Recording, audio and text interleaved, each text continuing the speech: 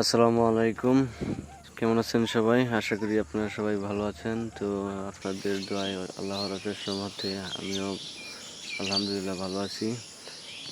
তো আমি জহুর ইসলাম রাফি এগ্রো থেকে রাফি বলছিলাম। তো দেখেন আমার একটা ড্রাগন বাগান, আজকে অনেকগুলা ফুল ফুটছে। তো আজকে আপনাদেরকে দেখাবো আমার ড্রাগন বাগানগুলা কত সুন্দর করে। চলুন দেখা যাক।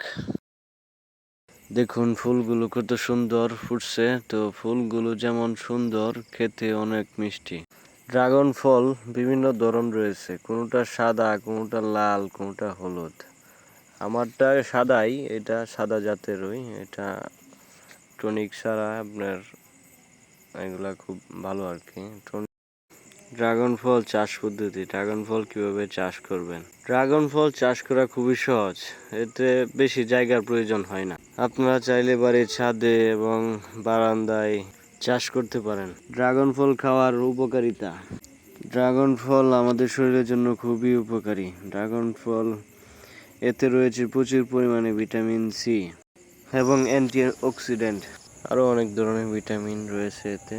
তো আপনারা এটা খেতে পারেন। অনেকে টনিক আছে এই মনে করে খায় না, টনিক দেওয়া থাকে এই জন্য।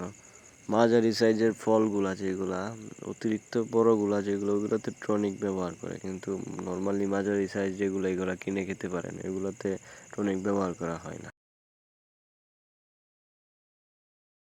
ড্রাগন ফল দিয়ে বিভিন্ন ধরনের খাবারও তৈরি করা যায়, যেমন জুস, সালাদ ইত্যাদি তৈরি করা যায়। আশা করি আপনাদের ড্রাগন বাগানটা দেখে ভালো লাগছে। তো আপনারা যদি ড্রাগন ফল চাষ করতে চান তাহলে আমার কমেন্ট বক্সে জানাতে পারেন। যদি আপনাদের সাহায্য করতে পারি তাহলে খুব খুশি হব। ধন্যবাদ।